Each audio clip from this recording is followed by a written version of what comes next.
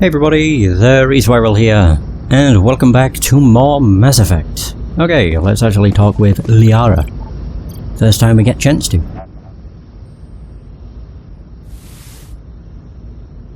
Okay. Commander, are you coming to check up on me? I mean, no, I just wanted a conversation. You look much better. How are you feeling? Dr. Chakwas assures me I am going to be fine. I was impressed with her knowledge of Asari physiology. She's the best. You're in good hands. Dr. Chakwas knows what she's doing. I never properly thanked you for saving me from the Geth, Commander. If you hadn't shown up, I'm just glad we got there in time. So am I. I know you took a chance bringing me aboard this ship. I have seen the way your crew looks at me. They do not trust me. But I am not like Benezia. I will do whatever I can to help you stop Saren. I promise. Don't worry, Liara. I trust you. I know you won't let me down. It means a lot to hear you say that, Commander. Thank you. I'd like to talk about you. Tell me about yourself, Liara. Me? I am afraid I am not very interesting, Commander. I spend most of my time on remote digs, unearthing mundane items buried in long-forgotten Prothean ruins. Why does she constantly look like she's squinting? Through one of her eyes. I'm not going to say you must get lonely. Do you like it? You must enjoy something about it. I love my work. Seeking out history's lost secrets has a special appeal for me. You were actually touched by working Prothean technology. That is why I find you so fascinating, Commander. Sounds like you want to dissect me in a lab somewhere. What? No, I did not mean to insinuate. I never meant to offend you, Shepard. I only meant that you would be an interesting specimen for an in-depth study. No, that's even worse. Calm down, Liara. I was only joking. Joking? Oh, by the goddess, how could I be so dense? You must think I am a complete and utter fool. Now you know why I prefer to spend my time in the field with data disks and computers. I always seem to say something embarrassing around other people. Please, just pretend this conversation never happened. So, okay, we can ask a bunch of stuff. Benezia. Do you know why Benezia joined up with Saren? Benezia. I don't understand it. She was always outspoken about the need for the Asari to become more involved in shaping galactic events. Maybe she thought allying herself with Saren would somehow be for the greater good in the long run. At least I hope so. This hurts you, doesn't it? None of this makes any sense to me. I have not spoken to Benezia in many years, but I know her, and this was not like her. Something changed. The Asari culture. I'd like to know more about the Asari. We were the first species to discover the Citadel. We were instrumental in forming the Council, and we always strive to be the voice of peaceful cooperation in galactic disputes. My people believe we are all part of a single galactic community. Each species contributes something to the greater whole. Although we seek to understand other species, it seems few of them seek to understand us. The galaxy is filled with rumors and misinformation about my people. Like what? Most of the inaccuracies are centered around our mating rituals. My species is monogendered. Male and female have no real meaning for us. We still require a partner to reproduce. This second parent, however, may be of any species and any gender. That's disgusting. How is that possible? I don't understand. Your species can mate with anyone? Mating is not quite the proper term, not as you understand it. Physical contact may or may not be involved, but it is not an essential element of the union. Oh. The true connection is mental. Our physiology allows us to meld with other beings. We can touch the very depths of their minds. We explore the genetic memory of their species. We share the most basic elements of their individual and racial identities. We then pass these traits on to our daughters. It is how we learn to grow as a species and how we develop a greater understanding of other races. What happens to your partner after the union? Every relationship is different. Some unions are a single encounter with both parents parting ways afterwards. Others can be more long-term. Sometimes an Asari and her partner will stay together for many decades. Do you know who Matriarch Benezia chose as her partner? She rarely spoke of her partner, though I know my father, if you want to use that term, was another Asari. I thought you always needed another species to serve as one of the parents. Think about it, Shepard. If we were not able to mate with our own species, we would have died out long before we ever mastered spaceflight and left our homeworld. That's a good point. Union with our own kind is no longer common, not for the purposes of reproduction. Most Asari believe it weakens our species. Asari daughters inherit racial traits from the father species. If both parents are Asari, then nothing has been gained, or so conventional wisdom would hold. I am what is sometimes called a pureblood, though no Asari would ever be cruel enough to say the word to my face. It is a great insult among my people. It is possible Benezia's partner was embarrassed by their union. She may have been too ashamed to publicly acknowledge me as her offspring. Maybe she wanted to meet you but couldn't. Something could have happened to her. Maybe she passed away. You might be right. I hope you are. But I have no way to know for sure. Benezia never spoke of her partner. Whatever happened, it caused her too much pain to dwell on it. She raised me by herself, though that is not uncommon. Many Asari raise their children alone, particularly if the father species is short-lived. Often the partner will pass on long before the child reaches maturity. You Asari live for 1,000 years. What happens when your partner dies? Few sapient species live as long as my kind. We have learned to take a philosophical approach to our unions. We do not focus on the inevitable loss of our partners. Instead, we enjoy the time we spend with them. And even after they're gone, a part of them lives on in us. The union is a connection that transcends both time and space. Is there anything else? Nope, that's everything. I should go. Goodbye, Shepard. Yay! There's that. I was gonna say, did she sit back down or not? Guess not. Chakwas! Yes, Commander? Bloody hell. Is there something you need? Ooh, Caden. How Wait, well what? do you know the lieutenant? I'd never worked with him before this mission.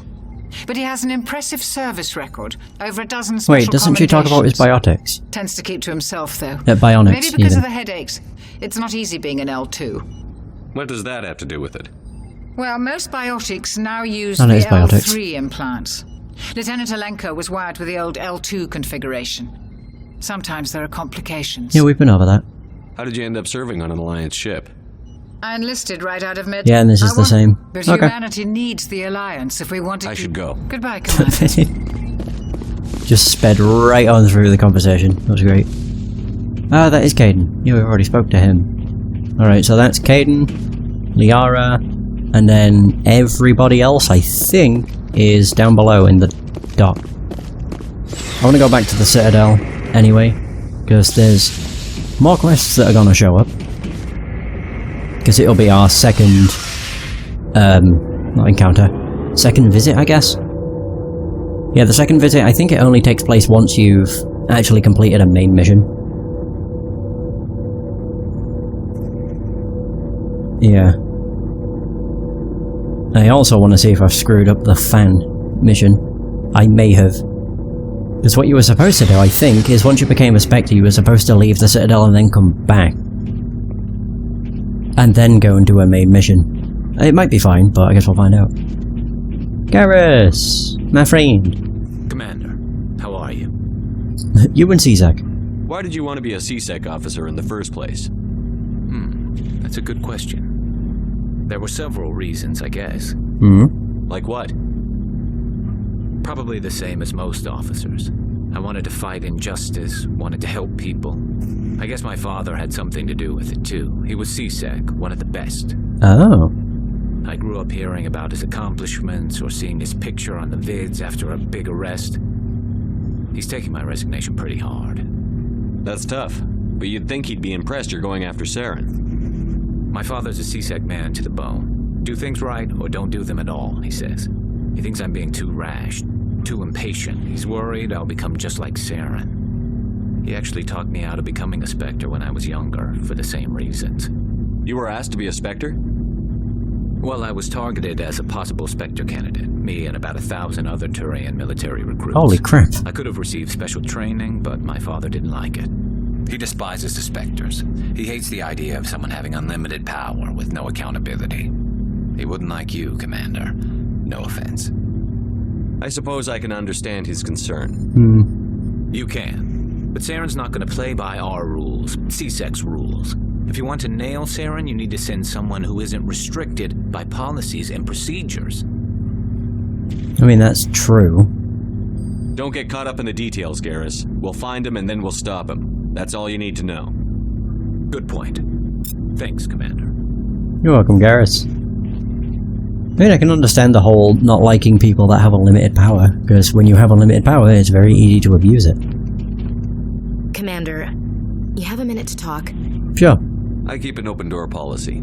If you have any concerns, lay them on me. All right. I know things are different aboard the Normandy, but I'm concerned about the aliens, Vicarian and Rex. With all due respect, Commander, should they have full access to the ship? They may not serve the Alliance, Chief, but they're allies. At least as far as Saren goes. This is the most advanced ship in the Alliance Navy. I don't think we should give them free rein to poke around the vital systems. Engines, sensors, weapons. You don't trust the Alliance's allies? I'm not sure I'd call the Council races allies. We, humanity, have to learn to rely on ourselves. Standing up for ourselves doesn't mean standing alone. I don't think we should turn down allies. I just think we shouldn't bet everything on them staying allies. As noble as the Council members seem now, if their backs are against the wall, they'll abandon us. You've got a pessimistic view of the universe, Williams. A pessimist is what an optimist calls a realist.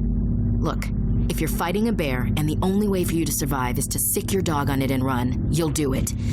As much as you love your dog, it isn't human. It's not racism, not really. Members of their species will always be more important to them than humans are. You sound like one of those Terra Firma party pamphlets, Chief. Terra Firma is a pack of jackals. The founders had ideals. These days they just play off xenophobia and bigotry.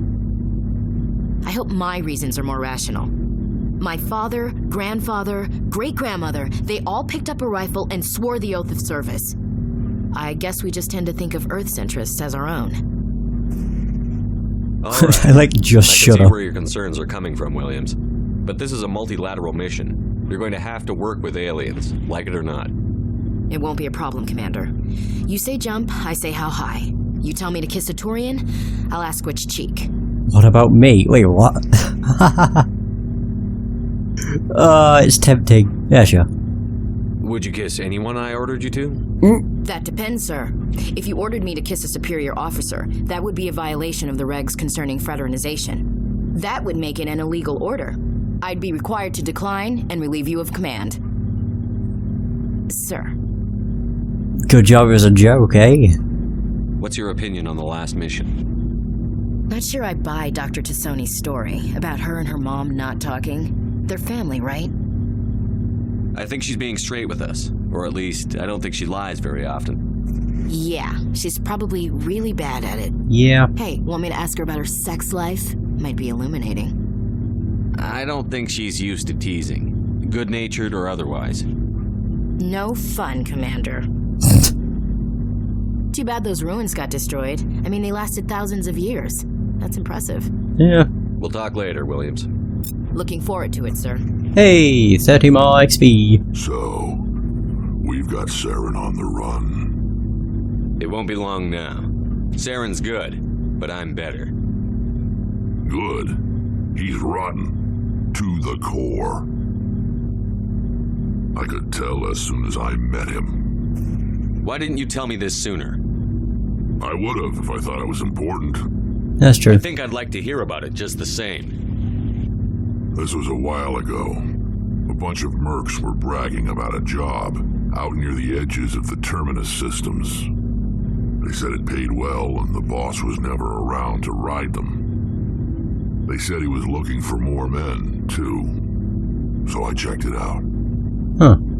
I didn't know Saren was openly recruiting mercs. It wasn't that open, and he only showed his face once. We'd been raiding ships in the area for months when we took out this massive cargo freighter. Our biggest haul yet. I was on board checking bodies for valuables, looking for some extra credits. That's when I saw him. What did Saren want with the ship? I don't know what he wanted. He was just moving through the ship, watching.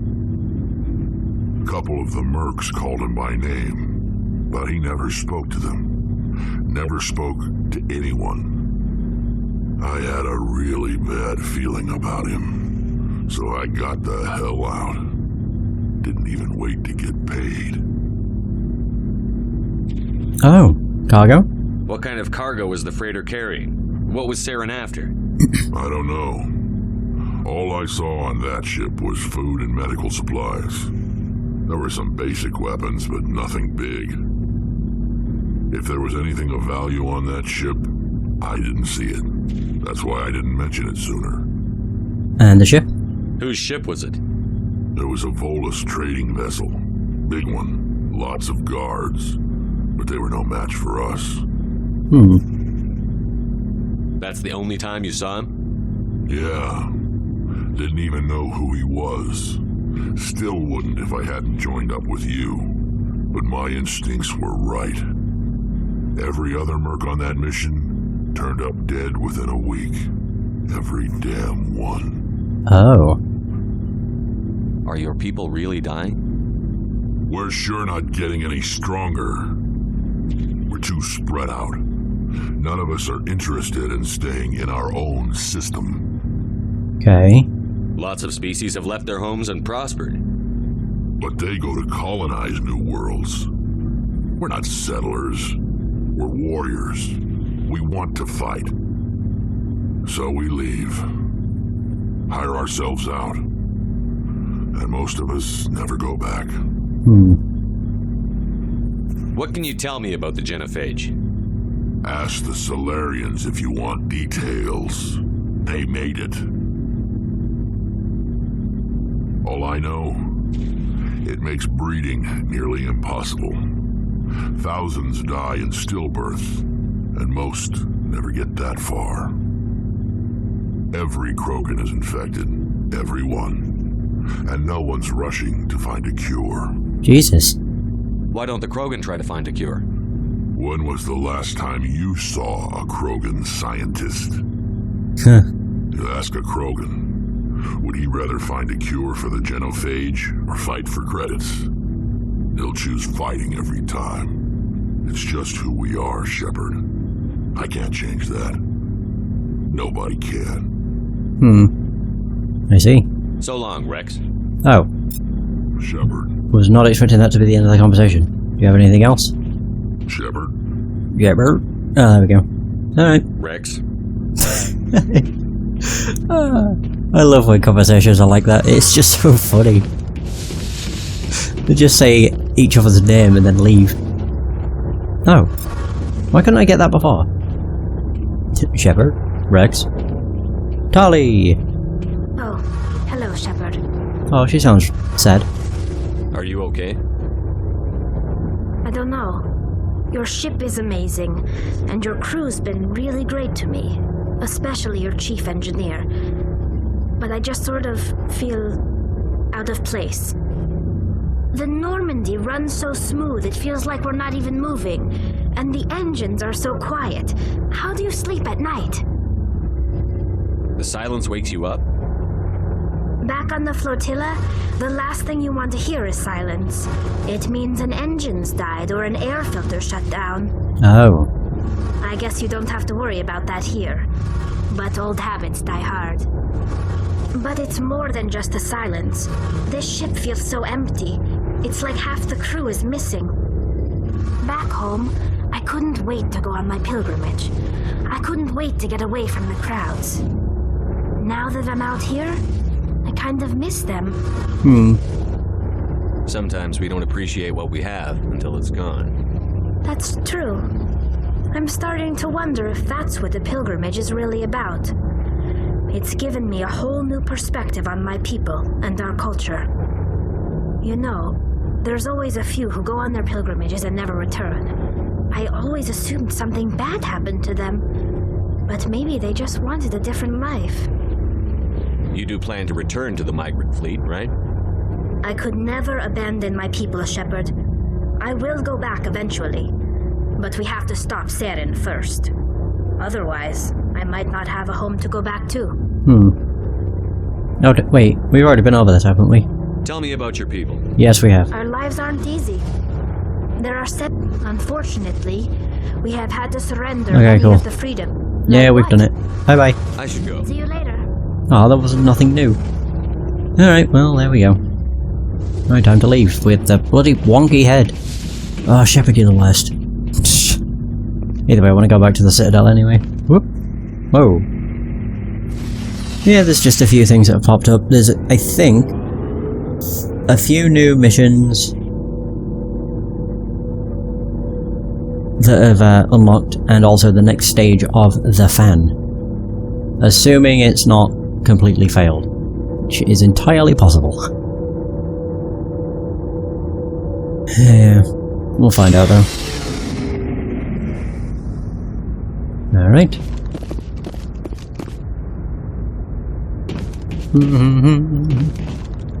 Wait, who can I talk to up here? Is that Presley?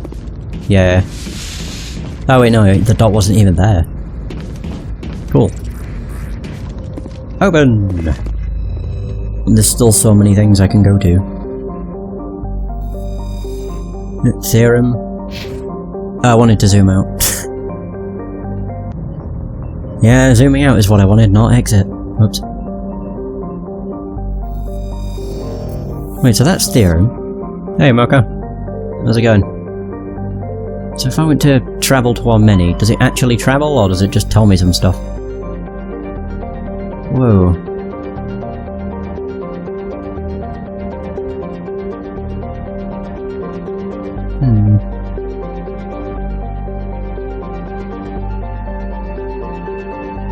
So Armeni is a terrestrial world with an unusually thin atmosphere of krypton and xenon. Its surface is composed of silica with deposits of carbonaceous materials. The initial flyby probe of Armeni detected multiple areas at the equator with oddly regular surface protrusions.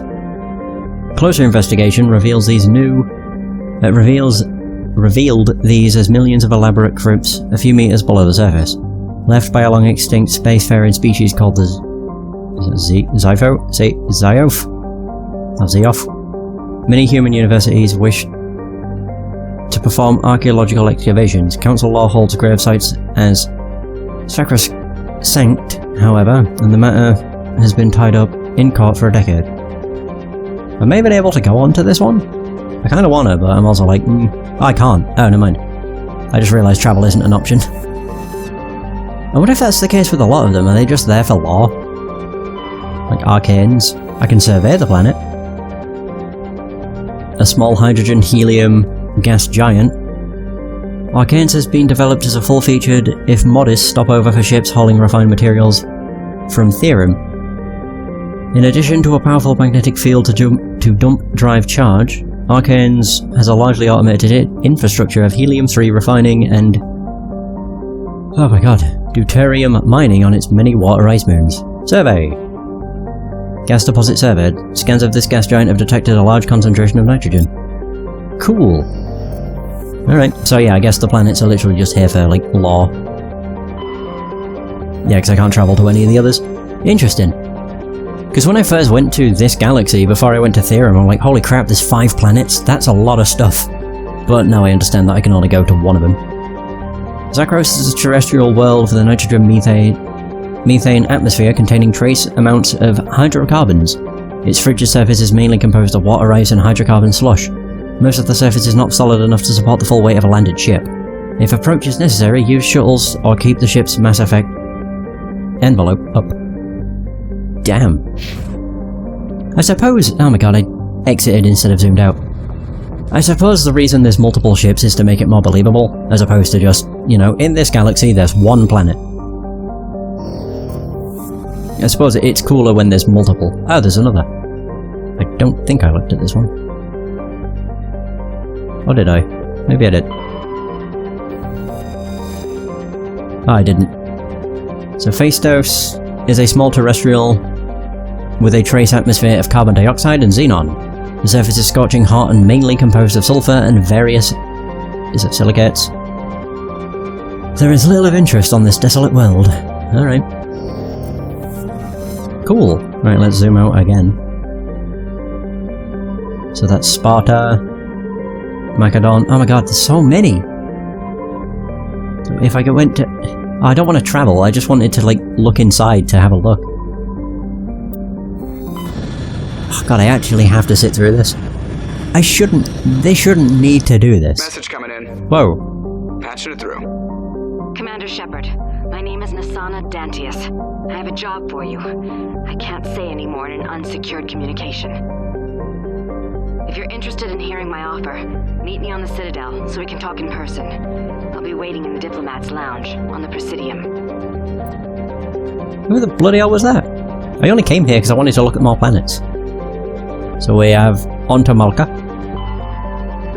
Yeah, I can just survey it. It looks like it's literally nothing but water. There's going to be a lot of reading, so if you don't like that, I apologise.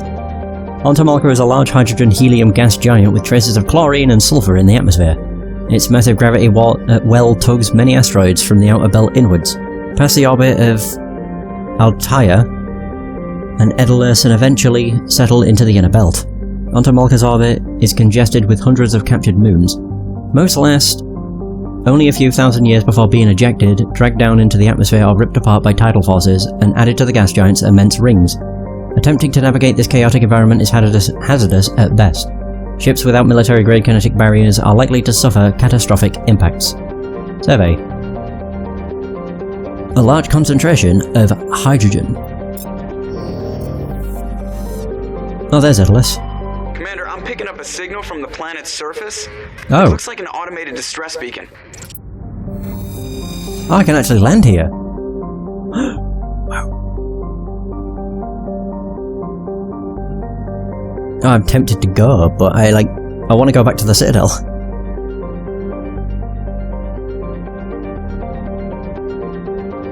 So Daedalus is a terrestrial planet with an atmosphere of carbon dioxide and nitrogen. Daedalus's surface is covered by wide deserts of silicate sand, with only a few areas of igneous rock highlands to break the abrasive, dust-choked wind. Daedalus's orbit is congested with debris thrown inwards by the gravity of the gas giant Malka. Due to a high rate of meteor impacts, exploration is highly dangerous. Okay, so I can land on Daedalus. I'm guessing all the other ones are for lore. Yep, I can survey this. I'm just going to call this one Alsages. Small distant Alsages is a small terrestrial with a trace atmosphere of methane and argon. The surface is composed of water, ice, and calcium with occasional deposits of light metals. During the Alliance's pirate suppression campaign in the 2160s, the Batarian Eluum Ranpera was caught with his frigate Tunaron grounded on Alsages for drive discharge. When challenged by the cruiser Hyderabad, Ranpera refused to surrender. The Tunaron was destroyed attempting to take off. The debris is strewn across the southern hemisphere. Damn. Small deposit of plutonium. Ooh, rare element. How nice. I wonder if that distress beacon pops up every time, because I really want to go to the thing. Altair. Wait, what the hell was this one? Oh yeah, Malka. Now I want to go to the Citadel. Tremana is a dwarf planet composed of light magnesium silicates with deposits of aluminium. Its surface is covered by wide swathes of ancient, dark basaltic lava, possibly indicating the world was created through an impact with some other body in the system. Tremana's magnetic field is non-existent. This makes it impossible for ships to dump drive charge from orbit. That said, Tremana's minuscule gravity allows even cruiser-sized vessels to land safely for direct grounding. Cool. And then we have Altair. Okay, I can only land on the one. Altair is an unusually large terrestrial world with a trace atmosphere of methane and ammonia.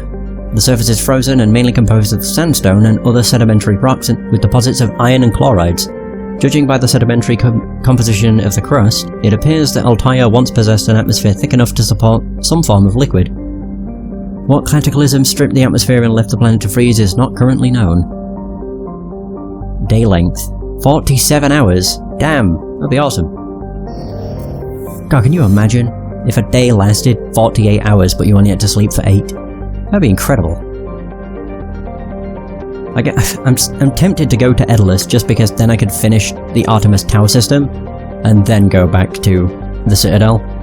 Because I have a feeling every place has its own, like, planet to land on.